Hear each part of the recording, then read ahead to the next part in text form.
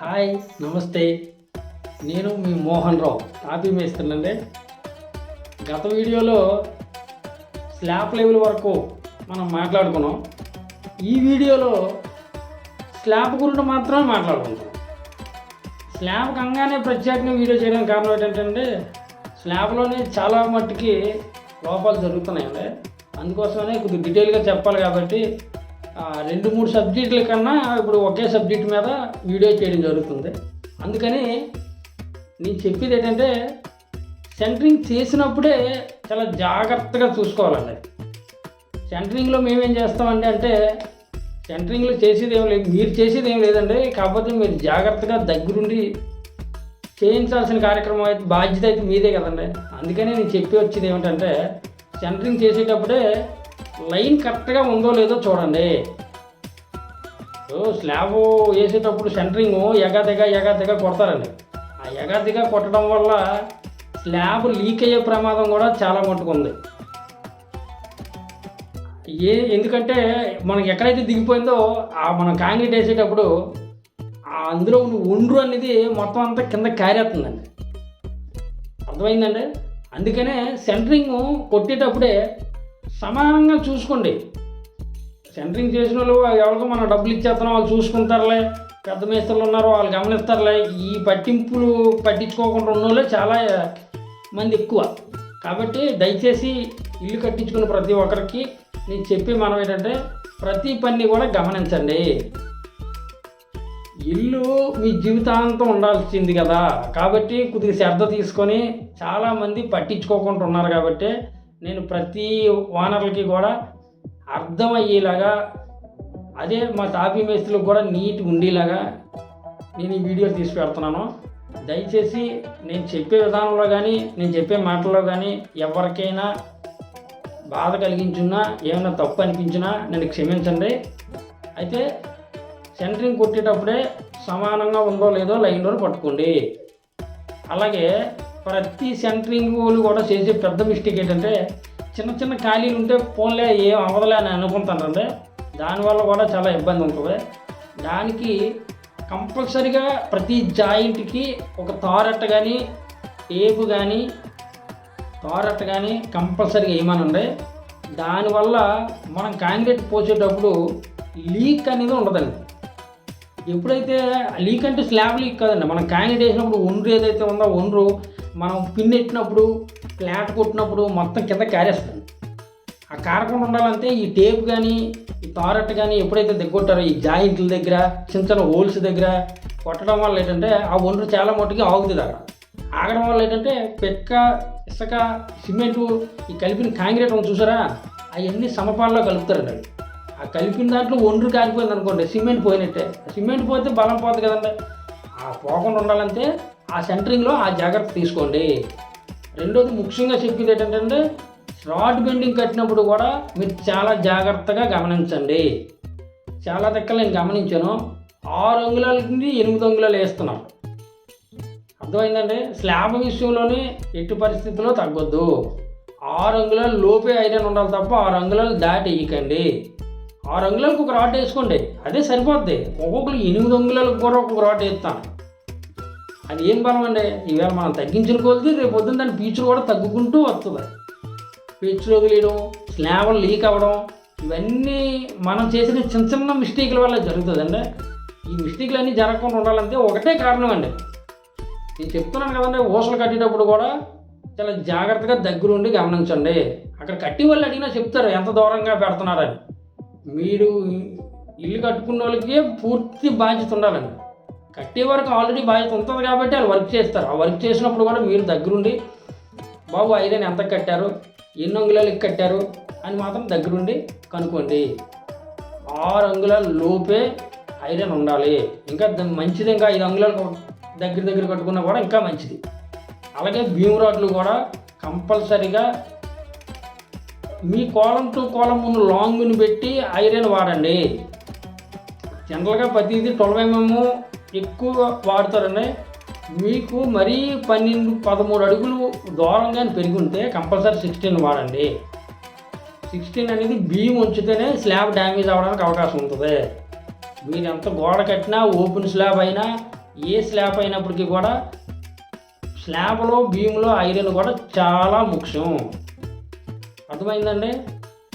Iron విషయంలో కూడా మీరు ఆ జాగ్రత్త తీసుకోండి. 6 అంగుళాలకి మించి ఎక్కువ కట్టనివ్వకండి. భీముల్లో కూడా కంపల్సరీగా 6 రాడ్లు కంపల్సరీ కట్టండి. అర్థమైందండి? మధ్యలో 4 కట్టేసి కాదండి, మొత్తం మీద 6 రాడ్లు ఉండేలాగా చేయండి. ఇకపోతే కాంక్రీట్ వేసే విషయంలో కూడా మీకు నేను చెప్తున్నాను కదండి, మన ఫ్రంట్లో కూడా మీకు అర్థమవుతుంది. నా వెనకాల అందమైన ఇల్లు ఉంటుంది. మీకు అర్థం అవడం కోసం పనితీరి నా ముందు కనబడుతుంది, నా సైడ్నో ఈ సైడ్నో కనబడుతుందండి. కాబట్టి నేను చెప్పిన దాంట్లోనే మీకు ఏమైనా డౌట్లు ఉన్నా ఆ ఫోటోలు చూస్తే మీకు అర్థమవుద్ది. ఫోటో రూపాన్నో వీడియో రూపాన్నో ఏదో డిస్ప్లే అవుతుంటుంది. మీకు ఇంతకీ ఏమైనా డౌట్లు ఉంటే నాకు కామెంట్ చేయొచ్చు, నేను కంపల్సరీ మీకు రిప్లై ఇస్తానండి. మీకు ఏ విధమైన డౌట్లు ఉన్నా కంపల్సరీగా నాకు కాంటాక్ట్ అవ్వండి. ఒక్క కామెంట్ పెడితే నేను వెంటనే రిప్లై ఇస్తాను, మీకు ఏ డౌట్ ఉన్నా కూడా. అర్థమైందండి? అలాగే కాంక్రీట్ వేసేటప్పుడు కూడా కంపల్సరీగా దగ్గరుండి భీములకి వైబ్రేటర్ అనేది పక్కనే పెట్టించండి. 6 అంగుళాల గ్యాప్లోనే వైబ్రేటర్ అనేది దించాలి. కొంతమంది ఏంటంటే అడుగున్నర డిస్టెన్స్లో వైబ్రేటర్ పెడుతుంటారండి. అలా కాకుండా 6 అంగుళాల డిస్టెన్స్ అంతే. మనం రింగు కడతారు కదండి, జనరల్గా 8 ఇంచులకు రింగ్ కడతారు కదా, ఆ రింగులోనే ఈ రింగులో ఇప్పుడు ఈ ఓపెన్లో ఒకసారి వైబ్రేటర్ పెడితే దాని పక్క రింగ్ దగ్గర మళ్ళీ వైబ్రేటర్ పెట్టాలి. అదే మీకు అవగాహన. వైబ్రేటర్ అనేది ఎంత దగ్గర పెడితే అంత గుల్ల లేకుండా కుదురుగా కూర్చుంటుంది అది. అర్థమైందండి? అలాగే స్లాబ్ ఫ్లాట్ అనేది వేసిన తర్వాత కూడా ఫ్లాట్ మిషన్ పెడతారండి. ఫ్లాట్ మిషను ముఖ్యంగా చెప్తున్నానండి, మ్యాక్సిమం ఒక్కొక్కరు ఒక్కసారి లేదా 2 సార్లు మాత్రమే తిప్పుతారండి. లేదంటే కంపల్సరీగా 3 రౌండ్లు తిరగాలి. ఫస్ట్ది బాగా స్లోగా తిరుగుతారు, రెండోది అదే స్లోగా తిరగమానండి, మూడోది వాళ్ళ ఫినిషింగ్ కోసం స్పీడ్గా తిరగమానండి. కంపల్సరీగా ఫ్లాట్ అనేది 3 సార్లు కంపల్సరీగా తిరగాలి. అర్థమైందండి? ఫ్లాట్ అనేది 3 సార్లు కంపల్సరీగా తిరగాలి. ఫ్లాట్ ఎంత తిరిగితే మనకు అంత గుల్ల లేకుండా ఉంటుంది. థిక్నెస్ విషయంలో కూడా ఎట్టి పరిస్థితుల్లో 5 ఇంచీలు తగ్గకండి. 5 అంగుళాలు 6 అంగుళాలు వేసుకున్నా ఇంకా మంచిదే తప్ప 5 అంగుళాలకి తక్కువ మాత్రం కాంక్రీట్ వేయకండి. ఐరన్ ఎప్పుడైతే మనకి 5 అంగుళాలకి తగ్గిపోయిందో రాడ్కి దగ్గర వచ్చేస్తుంది కాంక్రీట్. మీరు ఎప్పుడైతే స్లాబ్లు కట్టేటప్పుడు ప్రతి రూమ్కి కూడా ఎల్ అనేది కొడతారండి, అది 3-3.5 వరకు కొడతారు వాళ్ళు. కిందన మనం బ్రికేట్ ముక్కలు పెట్టి అంగుళం హైట్ లేపుతాం అంటే అప్పటికే 4 అంగుళాల హైట్ వచ్చేస్తుంది అది. కాబట్టి దయచేసి చెప్తున్నాను కదండి, 5 అంగుళాలకి పైనే ఉండాలి తప్ప కిందన ఉండకూడదు. అర్థమైందండి? 5 అంగుళాల కాంక్రీట్ కంపల్సరీ పడాలి. 6 అంగుళాలు వేస్తే మరీ మంచిది. అర్థమైందండి? కాంక్రీట్ వేసిన కంపల్సరీగా ఎప్పుడైతే పూర్తి కొట్టారో ఆ మరుసటి రోజు నాడే కంపల్సరీగా ఏది ఏమైనా సరే స్లాబ్ వేసిన 4-5 గంటలు అంటే ఉదయాన్నే కానీ స్లాబ్ మధ్యాహ్నం లోపే అయిపోతే కంపల్సరీ సాయంత్రం గట్లు కట్టిమానండి. ఒకవేళ లేదు ఈవినింగ్ అయిపోయింది అనుకుంటే ఉదయాన్నే తెల్లవారు మాత్రం కంపల్సరీగా కట్టాలి. ఎందుకు ఈ విషయం చెప్తున్నాను అంటే చాలామంది మరుసటి రోజు పై ఫ్లోర్ ఉందనో లేకపోతే గోడలు పోల్చాలనో చుట్టూ పెట్టగోడకు లైన్ వేసి తర్వాత గట్లు కడుతున్నారండి. ఆ లైను మెట్లు కట్టుకొని మరుసటి రోజు కడుతున్నారండి. అలా ఉండకూడదండి. కాంక్రీట్కి ఎట్టి పరిస్థితుల్లో కూడా 4-5 గంటల్లో కంపల్సరీ బిగుసిపోతుంది. అర్థమైందండి? మ్యాక్సిమం 5-6 గంటల్లో వాటరింగ్ చేయడానికి సిద్ధంగా ఉంటుంది. ఫస్ట్ 1-2-3 రోజుల్లోనే మీరు ఎంత నీరు వేస్తే అంత నీరు తాగడానికి స్లాబ్ అనేది సిద్ధంగా ఉంటుంది. కాబట్టి అదే చెప్తున్నాను కదండి, మధ్యాహ్నం ముందే అయిపోతే సాయంత్రం లోపు గట్లు కట్టిమనండి. ఎందుకంటే మధ్యాహ్నం ముందు అయిపోతే భోజనం చేసి 1-2 గంటలతో రెస్ట్ అయితే ఆరిపోద్దండి. ఆరిపోయినట్టు గట్లు కట్టిమనండి. మరుసటి రోజు మీరు పూర్తిగా నీరు పెట్టుకోవచ్చు. లేదన్నారా మరుసటి రోజు ఉదయాన్నే రాగానే ముందు గట్లు కట్టమానండి.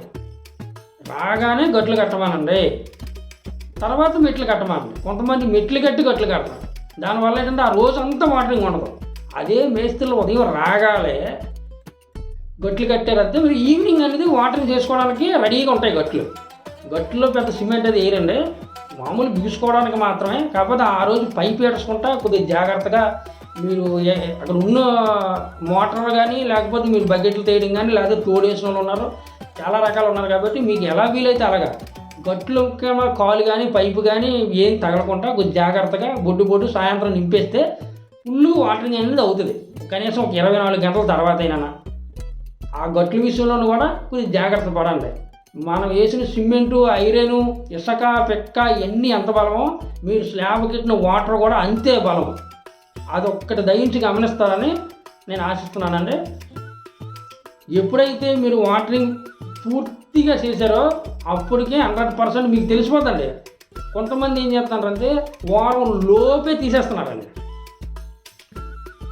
సెంటరింగ్ అనేది వారం లోపే తీసేస్తున్నారు. సెంటరింగ్ ఎప్పుడు కూడా వారం లోపు అనేది తీయకూడదు. 12 రోజులు దాటే తీయాలి. అది గుర్తుపెట్టుకోండి. నేను మేస్త్రులు కూడా చాలామందికి ఈ వీడియో చూస్తే కోపం రావచ్చు. సెంటరింగ్ మేస్త్రులు ఉంటారు, తాపీ మేస్త్రులు ఉంటారు, వీడెవడో కొత్తగా చెప్తాను అనుకోకుండా దయించి మనం ముందు పద్ధతి నుండి అయితే ఇంకా అది ఎక్కువ ఉండేది.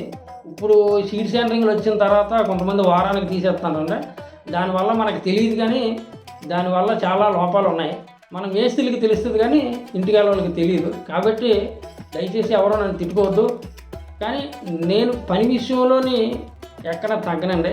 పని పర్ఫెక్ట్గా ఉండాలనే నేను ఈ ఛానల్ పెట్టింది. దయచేసి ఎవరి మనసులో నొప్పించుంటే నన్ను క్షమించండి. నేను చెప్పేది ఒకటేనండి, మీరు కంపల్సరీగా సెంటరింగ్ అనేది 12 రోజులు కంపల్సరీగా ఉంచాలి. 12 రోజుల తర్వాత మీరు సెంటరింగ్ తీయాలి. అలాగే ఇంటికాడ వాటరింగ్ గురించి కూడా చెప్తున్నానండి. దయచేసి చెప్తున్నాను కదా, 14 రోజులు లేదా 21 రోజు కంపల్సరీగా వాటరింగ్ అనేది ఉండాలి. గట్లు పోయాయి అయిపోయి ఒకవేళ ఎక్కడైనా గట్టు ఇరిగిపోయినా కొంచెం సిమెంట్ ఇసుకటికి కలిపి గట్టేయండి తప్ప 21 రోజు వాటరింగ్ అనేది మొదటి నుండి వచ్చిందండి. ఇప్పుడు ఎవరికి అంత ఓపికలు తిరుగులు లేవు కాబట్టి తక్కువలో తక్కువైనా 14 రోజులు కంపల్సరీగా స్లాబ్ నిండా నీరు ఉండే మార్గం అనేది చూడండి. అర్థమైందండి? 14 రోజులు కంపల్సరీగా నీరు ఉండాలండి. ముందు స్లాబ్ వేసిన ముందు 3 రోజులు ఒక 5 రోజులు మాత్రమే తాగుతుందండి. తర్వాత మీరు ఒక్క పూట ఎడితే రోజుల్లో ఉంటుంది ఆ వాటర్, గట్లు బాగుంటే. అర్థమైందండి? మనకు కావాల్సింది గట్టిగా ఉండడం. మీరు 14 రోజులు నీరు పెట్టి చూడండి. మీరు నీరు ఫుల్గా పెట్టుంటే ఆ నీరే చెప్తుంది మీకు. అందులో నువ్వు యాసిడ్ అంతా కూడా నీటిలో పౌడర్లా తేలిపోతుంది. అది మీకు నీటి కనబడుతుంది. స్లాబ్ అంతా పౌడర్లాగా వచ్చి మొత్తం అంతా స్లాబ్ అంతా తెల్లగా అయిపోతుంది. మీరు ఈ 14 రోజులు పూర్తయ్యాక, లేదు మీరు తడుపుకోగలుగుతాం అనుకుంటే 21 రోజులు పూర్తయ్యాక ఆ గట్లన్నీ తీసేసి శుభ్రం నీట్గా కడిగిస్తే ఆ పౌడర్ అంతా పోద్దండి. ఆ పౌడర్ అనేది మాత్రం ఎట్టి పరిస్థితుల్లో స్లాబ్కి గట్టి పడదు. అర్థమైందండి? నేను చెప్పిన ప్రతి ముక్క కూడా మీ ఇల్లు బాగుండాలని, మీరు బాగుండాలని నేను ఈ వీడియోలు పెడుతున్నానండి. దయచేసి నేను చెప్పిన ఇన్ఫర్మేషన్ మీకు ఏ విధంగా నచ్చితే నాకు ఒక లైక్ చేసి 10 మందికి షేర్ చేసి, మీకు ఏ డౌట్లు ఉన్నా కామెంట్ చేయండి. నా ఛానల్ సబ్స్క్రైబ్ చేసుకోండి. మీలాగే 10 మంది చూసి ఇంకొక 10 మందికి షేర్ చేస్తే బాగుంటుందండి. దయచేసి నా ఛానల్ని సబ్స్క్రైబ్ చేసుకోండి, లైక్ చేయండి, షేర్ చేయండి. మళ్ళీ ఇంకొక వీడియోలో కలుద్దాం. ఉంటాను. బాయ్.